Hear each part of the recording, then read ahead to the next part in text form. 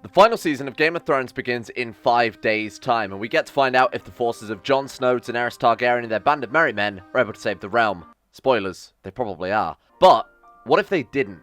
In this series, we're going to be playing a what-if scenario, exploring what would happen if our main protagonists couldn't stop the White Walkers and their Night King. Can the exiled Jon Snow and his loyal supporters find a way to save Westeros from the wrath of winter? Can the Iron Throne and the Seven Kingdoms be restored, or will our characters fall into obscurity amongst the land of Essos?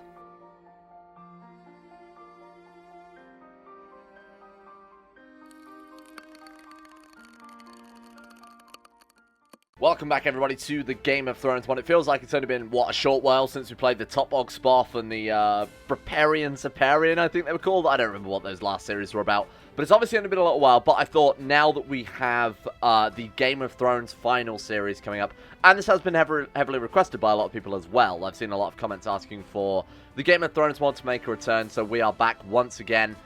So I've got a little bit of housekeeping to do before we dive into this campaign. First and foremost, I will point out that this will have full book and show spoilers, as to be expected, up to the current season of Game of Thrones.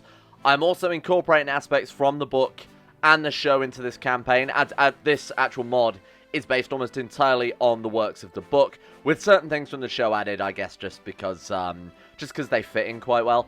But as for this playthrough, it is going to be mostly show-focused. It's going to be carrying on the continuity of the story of the show. And I've also included some of the background features of the books to explain certain scenarios. But we'll go into that more when we actually load in here. I'm also assuming the story canon from the show rather than the books in regards to things like the White Walkers. So in the books, they give them a very, very different backstory to what we have in the show. I'm going to be going with the show for the most part, because I have a feeling more people know the show. And the show is a little more just sort of good versus evil, rather than having a whole spectrum of grey in between there. So we are going for the show there, because it has a more simplistic backstory. So, with that being said, welcome. Let's dive straight into things. So as I said during the introduction I threw together, we are playing in a sort of alternate timeline, or maybe even the real timeline, depending on what happens in Season 8, whereby Jon Snow, Daenerys Targaryen, their friends, the other lords of Westeros, weren't actually able to defeat the Night King, and the White Walkers were successful in their conquest of Westeros. So we are playing as the Exile Lord Jon Snow. This happens roughly, I would say, 3 or 4 years after the end of Season 8. The ages don't quite match up, because as I said before, the mod is based on the books, so the characters generally tend to be a lot younger in the books, which obviously they scaled them up in the show, so it wasn't, completely horrifying to viewers and TV show directors alike, so they could actually pitch the goddamn show. So I have done an effort to, made an effort to age some of the characters up to what they were more similar to in the last season, and of course the current season, or Season 8 as well. So we are playing as Lord Jon Snow. We are a skilled commander, an inspiring and defensive leader, a formidable fighter. In the show, he's an incredible swords fighter. Not so much in the books, but in the show they really make him out to be just this unstoppable force.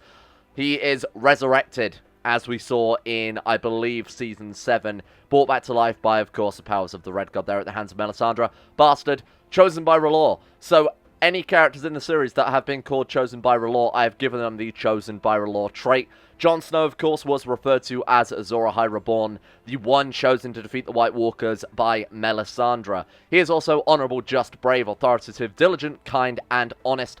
All of these traits, by the way, are in the base game, and I thought they still fit the sort of TV show depiction of Jon Snow.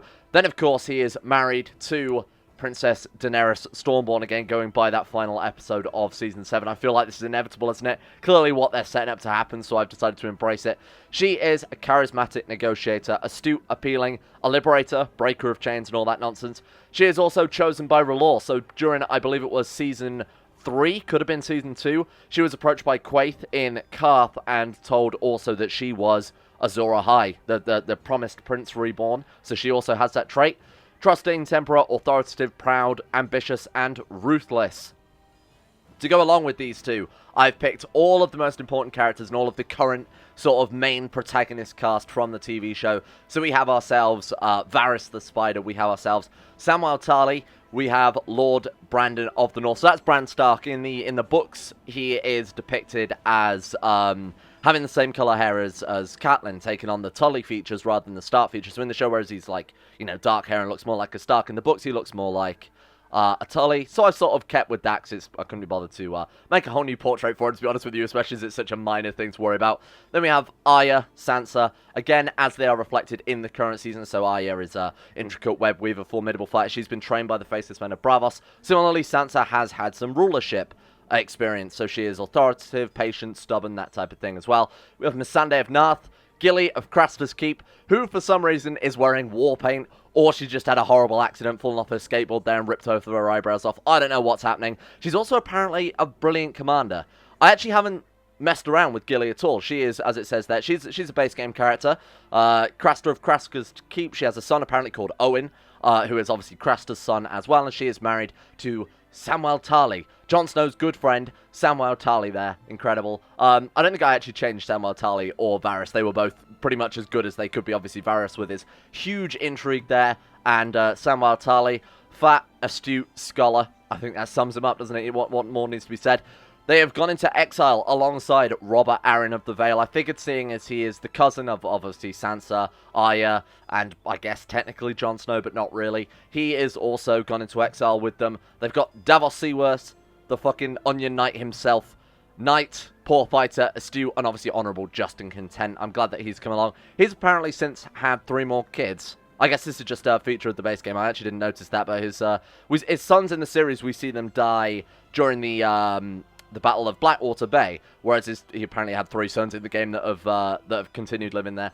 We've got Brienne of Tarth, we have Jaime Lannister, Tyrion Lannister, Jorah Mormont, Tormund Giantsbane, who is apparently black of hair rather than a ginger in this one, and of course Sandor the Hound Clegane. So we've got a hell of a court, and those are actually all of our courtiers, I believe. Yeah, we've got a hell of a court. Obviously, some have brought their family along with them. We've got Drogon. We have Stannis Seaworth, who is Davos' son. Apparently, it's named after Stannis there, which is kind of cool. Rhaegal, the dragon, as well. And then some other various non-peoples. We are a vassal of Lord Magister Illyrio Mapatis of Pentos.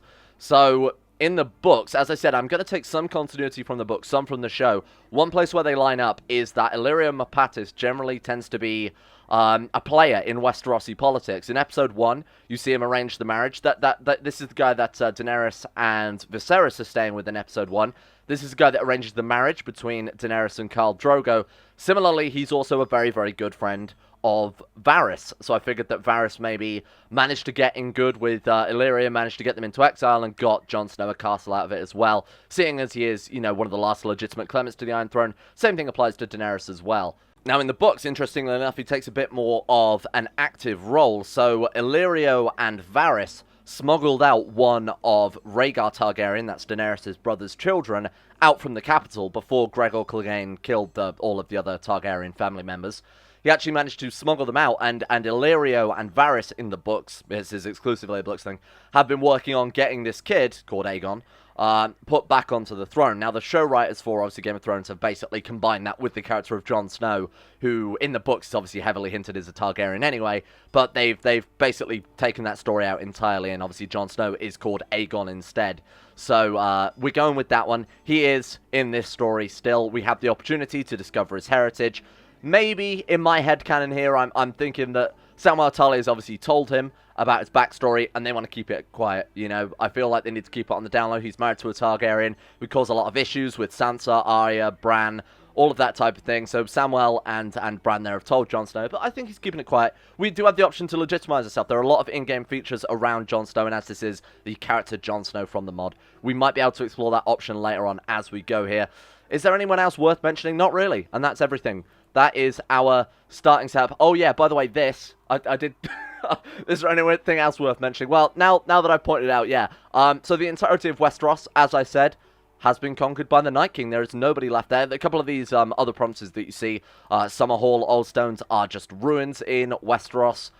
Now, in the show, it's been hinted at heavily that, especially by Euron Greyjoy, so it's debatable about how believable this is. But I decided to go with it because it might make for some sort of interesting stories in game mechanics, that the White Walkers wouldn't be able to cross the sea to the Iron Isles, that Euron Greyjoy would be safe there, because he actually says during a scene in the last series that he's just going to get on his boats and sail back to the Iron Isles. Whether that was a trap, a ploy, whatever, I've implemented that, so the Iron Islands still remains an independent state. They are still fighting against the White Walkers.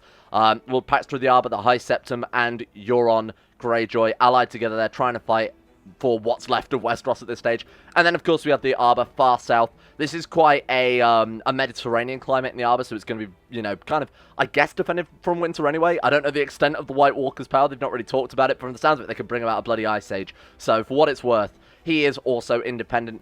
As for other islands that have a straight crossing, for example, Tarth, for example, the Sisters, in between the north there, and the Vale and Dragonstone as well, those have been also taken by the White Walkers.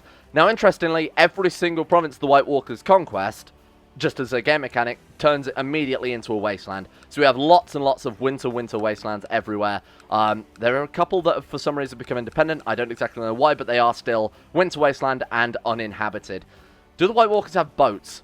Because if they do, this might be a very short series. Hello, and there he is. There is the Night's King himself, the White Walker of Winter. 149,000 men. He has a crystal sword in his treasury. That's very, very cool. 342 vassals, all of which are most likely Winter Wastelands. And then some random courtiers. I guess these are the last surviving people in Westeros. 322 somehow avoided the wrath of the White Walker there. Awesome. So, a lot of you are probably thinking, this is going to be a hell of a difficult playthrough, and I agree. So to that extent, I've added a mechanic, which I feel is sort of reflected in the show, in the books, by certain characters here, whereby if we are friendly with particular characters, we can approach them from a non-aggression pact, which then we can use the base game mechanics to eventually, potentially, roll it into an alliance via some clever marriages, via opinion, via swaying and antagonizing them, obviously within this menu here, mostly swaying them. So I've added a broker alliance option if the character is not incapable, if they have a greater than 80 opinion of us, so it's quite high demand. If they're not a prisoner, they're at peace, if they don't have a region, and if they're not in hiding, seclusion, out traveling, or otherwise occupied, we can approach them and try and give a rousing speech, try and make a point for why they should back us in the reconquest and the war against the White Walkers, which have otherwise won at this stage. So we can approach various rulers as we obviously build up our realm here and maybe try and get them on board. Maybe even build some alliances here within Essos as we try and forge a little realm for ourselves. But as I said, Illyrio Mapatis, friends with Varys, also apparently friends with Jon Snow. I don't know if that is part of the base game, but he is already friends with Jon Snow. Maybe that's just something that happened after we granted him a landed title, but has indeed granted him the Castle of Velvet Peak, the County of Velvet Peak. And then the Dutch level title we have, by the way, for those of you wondering, is the Westeros Westoration? Sure, we're calling it that now. The Westoration, which is the thing that gives us access to some unique mechanics regarding the Westoration here. I'm calling it that from now on because I'm going to fuck it up every single time. That being said, we've got still a huge campaign ahead of us here. Obviously, taking back the Iron Throne from the otherwise fairly solid and contiguous force of the White Walkers is not going to be easy to do at all. We've got a lot of things other than that to do. Obviously, setting up an heir for Daenerys and Jon Snow should be paramount. I think trying to, in the background as well, keep all of these other houses alive. Friends with, you know, Tormund, Daenerys, Tyrion, Samwell, Jorah. I think keeping these guys in the background, keeping their families alive, maybe, if we get to the stage where we can reclaim, their families could be the new High Lords of Westeros. That is my personal goal here outside of, you know, obviously the campaign of reforming the Iron Throne. I think that would be incredible if we could get, you know, Lord Paramount, I don't know, Seaworth, Lord Stannis Seaworth of the Stormlands there. That'd be incredible. And of course, House Lannister could make a return under Tyrion or Jaime, who is also in our court there. We obviously see him leaving at the end of the end of Season 7.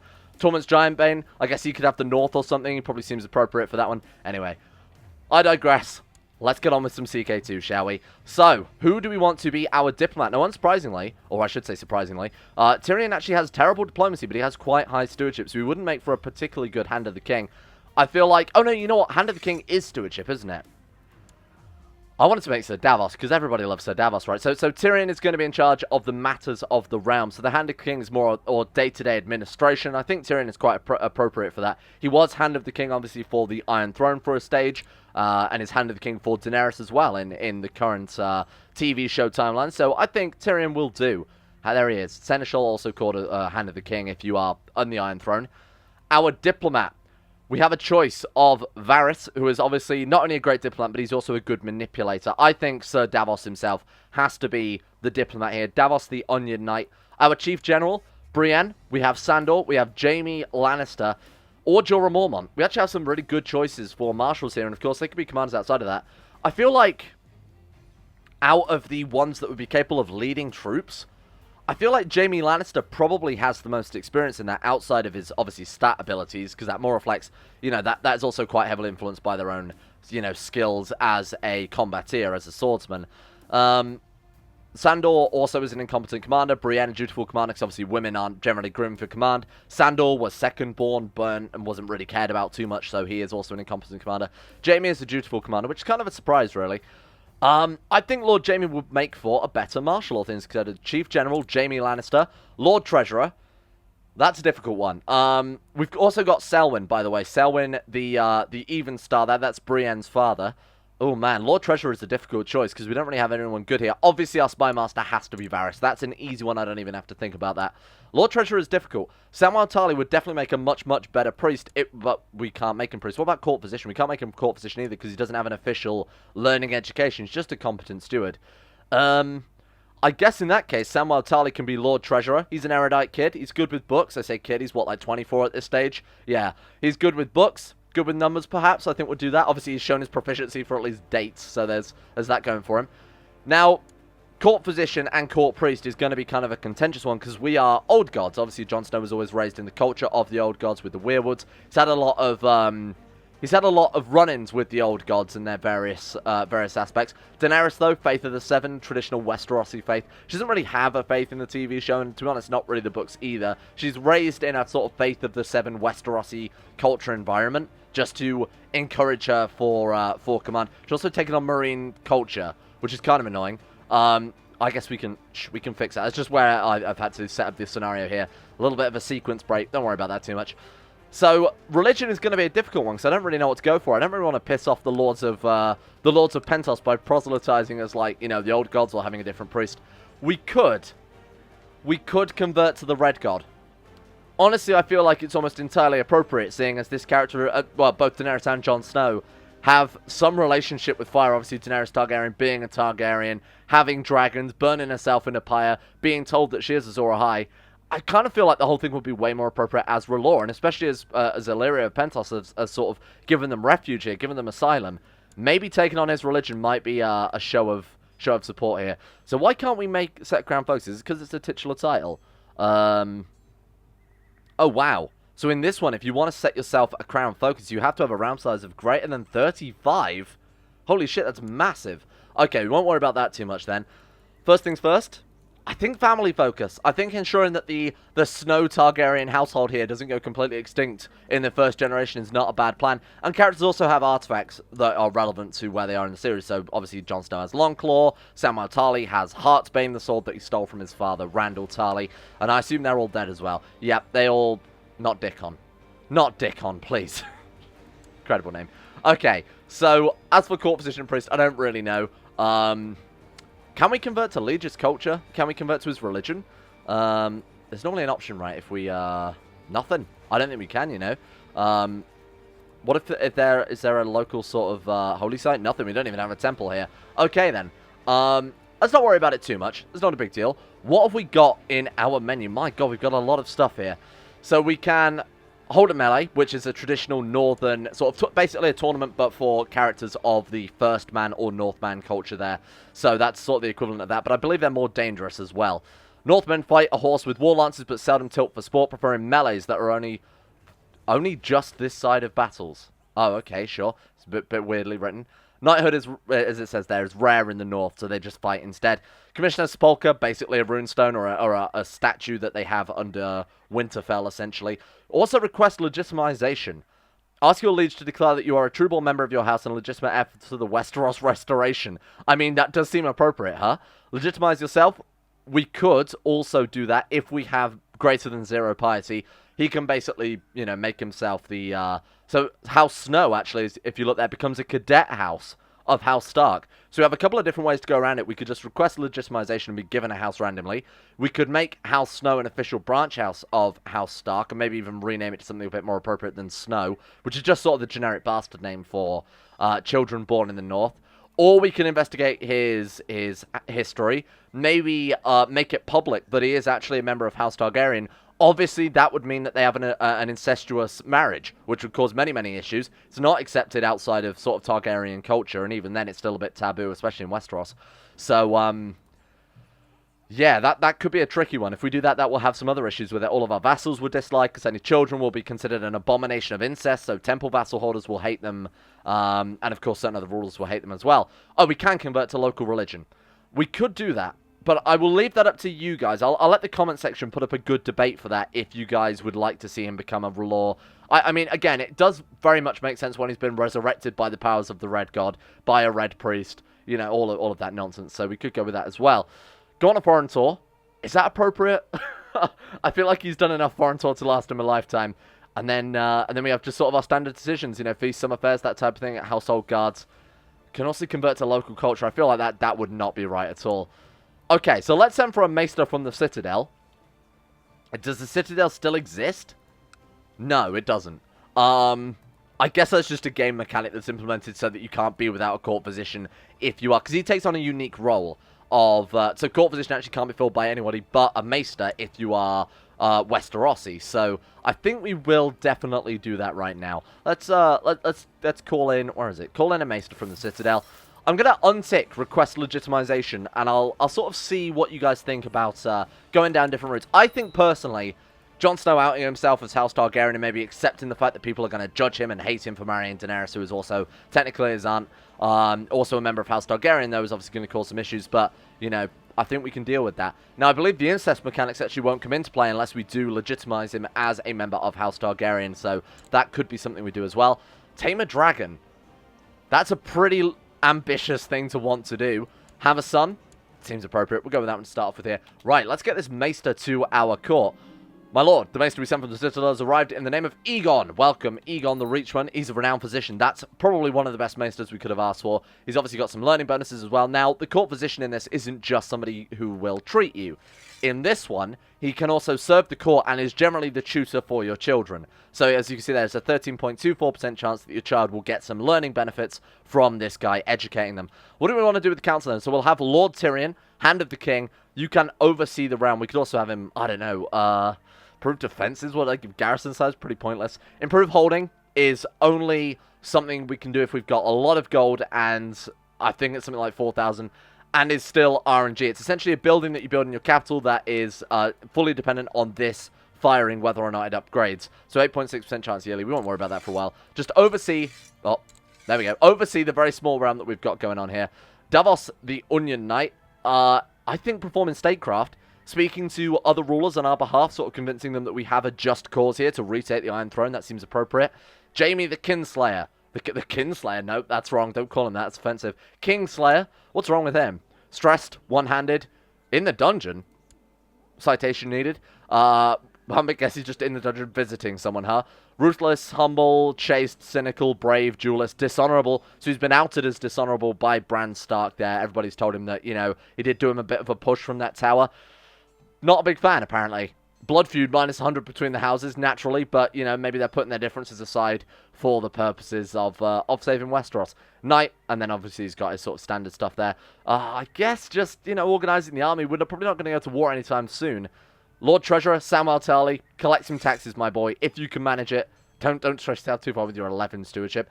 And then, of course, we've got Varys. Varys can scheme. I think Varys... I mean, that should be the only button available for Varys, right? Just scheme. And then our court position can just serve the court there, so we'll definitely have him do that. Again, priest we're going to struggle with. Unless we call in somebody to... I guess we could just call in any old trained priest. For now, it doesn't really matter too much. Let's employ a new courtier. Let's get ourselves a priest. We're going to get Robard, a Northman, an old God's Northman, also in exile. I was just trying to say, what the hell is the word for that? Also in exile in Essos here. Okay, let's go for you and just have you perform in charity, I guess. Spreading the good word of the fine and just ruler, Jon Snow. Awesome. So, a lot of the characters, by the way, a lot of these old rulers are all just in exile around the world at this stage. Very few of them have actually been killed off or pruned or anything. A lot of them fled to, funnily enough, the Arbor. I mean, look at that. He's harboring 1,400 or so asylum seekers, exiles, immigrants, people trying to flee winter. This is very much the last holdout for true Westerosi lords and ladies there. But a lot have also fled to Essos as well, family members in the other realms, Volantis, Norvos, wherever. So it's kind of funny that he's got that many people in his court, though. Christ, he's going to have a fun time of it. Okay, minor titles. Designated Regent. I feel like Daenerys is probably the most appropriate choice for this. Can we even name it? Yeah, we can. She's also out traveling. Where are you? Where have you gone? Missing? Missing? Where's she run off to? She was here a minute ago. Abomination of Incest? That's very strange. Okay, well, we'll keep an eye on her. Make sure that she doesn't stay permanently missing. She's obviously just gone on an adventure, or maybe been kidnapped immediately. That would suck in the first 5 seconds of unpausing if we've been kidnapped. Bodyguards. Tormund's Giantbane, you are an appropriate bodyguard. Brienne. Oh my god, imagine trying to fuck with this guy, honestly. Look at this. Tormund's Giantbane, Wildling, Lord, and of course, very, very powerful warrior. Brienne of Tarth, Sandor Clegane, Jaime the Kingslayer, and, you know, Faceless Man Arya there. That's an incredible bodyguard. Right, Master of the Horse, anybody, don't really care. Who doesn't really like him? Varys, you can be Master of the Horse. It's just an honorary title, but it gives him a bit more of a presence in the realm. Same thing applies to Sandor Clegane. He's only a bodyguard. We'll make him Master of the Hunt. High Almoner is somebody who obviously gives out arms. I feel like Gilly, seeing as she's basically useless beyond that. I can't believe she's got 14 Marshal. She can be Almoner. She seems kind enough to do that. And then a cupbearer. Who do we trust? Obviously, Sir Davos. Oh, but saying that, he's already got an honorary title. Let's give it to Selwyn Tarth, because he's already got nothing going for him. Poor Selwyn, I kind of feel bad for him. Losing an island, a high lordship, and now having to go into exile along with his daughter, where he's just basically old. That's it. That's his job title in our court. Old man. Commanders. Brienne of Tarth, naturally. Anybody with oh, man, saying that, I was going to say maybe making Sandor a commander, but honestly, he's got nothing going for him. Jorah is a great commander there. Commander Mormont. We go for Tormund Giantsbane. I guess we will go for Sandor. Even though he doesn't have an official education or any sort of leadership, he is a very, very good warrior. And probably be quite good for morale, given some of his great one-liners from the Battle of Blackwater. I think serving under him would definitely inspire the troops, or at least put the fear of God into them. Okay, this is a great start, I think. The realm is organised. The people are ready. We've had an introduction to the entire campaign, our characters. Not really much gameplay besides apparently Daenerys going missing. So that's fantastic news. Daenerys, where have you gone? She's not at court. I wonder if she took some sort of like event that makes her go on a spiritual adventure or some shit. Anyway, we'll have to keep a very, very close eye on that. So here's a little bit of lore for those of you who maybe don't know a huge amount about Essos or haven't read the books or anything. The original, or sorry, I should say the second wave of settlers to Westeros, the people who sort of had the culture of knighthood and the worshippers of the Faith of the Seven, came from a province called Andalos. Hence why the King of the Iron Throne and many people in the Iron Throne are called Andals, King of the Andals and the First Men. First Men were the first settlers, Andals came second and conquested most of it, and then the First Men were more or less wiped out except in the north. Anyway, more to the point, they came from the province of Andalos, which was originally in Essos. It's since been basically wiped off the map here. It consists of, what is that, 1, 2, 3, 4, 5, 6, 7 provinces, roughly. Nowadays is modern Lorath, Pentos, and Bravos, but is the traditional homeland of the Andals. Now, interestingly enough, I don't think anybody in our court are Andals, or any of the important characters, because obviously Jon Snow being a Northman there, he's half Targaryen, half Northman. Daenerys, Targaryen, Valyrian household. Varys, I think, is Lysene, so isn't an Andal either. Davos, I believe, is an Andal. We've got Sandor, probably an Andal as well, for the most part. Brienne, definitely an Andal. So we've only got 3 members in our court, and obviously House Lannister as well were descendants of the Andals. We could remake the Kingdom of Andalos, the original place where knighthoods and the original settlers and the founders of the various 7 kingdoms, I think, of the Iron Throne came from. That could be a good goal to go for to start off with here. It's not too difficult. We'd have to go to, in fact, I think, if we got enough claims and went to war with our fellow vassals under Pentos, and we're able to grab these various estates. What is it? If it's 7 titles, we'd only need 4 of it. I believe it's that you only need 51%, right? To create. Yes, it is a kingdom level title. So we could grab those from under Pentos, go to war with, you know, Bravos and Lorath at that stage after we've sort of built ourselves up. Rebuilding Andalos would be very, very cool. And then we could go for a sort of second wave of Andalos settlers into the Iron Throne. This could be awesome. This could be like history repeating itself all over again. Coming from Andalos, re-engaging these White Walkers, kicking them out, and then establishing Second Iron Throne. Just sort of my idea of where we might take this immediately as our immediate goal. It's going to be very difficult to build up our power base, but we will leave that one here for today. Hope you guys have enjoyed this. Hope you guys like the backstory and the idea and the sort of the theme to the series. And, you know, it's a nice build-up to the hype of Game of Thrones coming out in, like I said, 5 days' time as of recording. So that's going to be pretty great. Nice. I think that's everything that needs to be said anyway. Let's give a shout out to all of the insane top tier level patrons for making this series and this channel and the many other series that we've had in the past and that we will have in the future possible in the first place. A big thank you to Harik, Alpha Scuff, Asuna Kirito, Atmosis, Average Gamer 419, Baniel, Sidini, Conspired Seed, Crosis, Escape, Facundo Vasquez, Garth, Heydog, Jimbo, Josh Lindeen Tesla, Michael Mullen, Necrophilin, Powers Presley, Sean Thornton, Tom Terror 18, Vacuous Backers, Wolfsen, and Zazzy7011. Thank you all for your support in the insane tier levels on Patreon. Thank you for supporting the channel, keeping it uncensored, unfiltered, and more importantly, allowing me to eat food and not die. That's very important. Remember to eat food, don't die. And a big shout as well to Gray, Nathaniel Lindberg, Llewellyn Thomas, Acero, Betimus Max, Chris, Crazy Pat, David Van Diepen, Don, Dung Honey 2 and 7, Gabriel Van Ders, Gaz, Genji Zerka, Haji Demar, Hancock, Harry McGowan, Icy the Great, Jay Lara, James Barnes, Joran DeVries, John Holiday, Jordan Campbell, Joseph Beard, Justin Plott, Nathan Flores, Matthew, Nick, Panther Pearl, People for the Ethical Treatment of Animals, Sirthal the Swede, I move away from the microphone to breathe in, Wolfie, Zico, Adam Person, Sedini, Fraser Brennan, Noah Gallimore, The Insane Pickle. That list is insanely long. Thank you all for your support, but my god, I'm going to die if it gets any longer.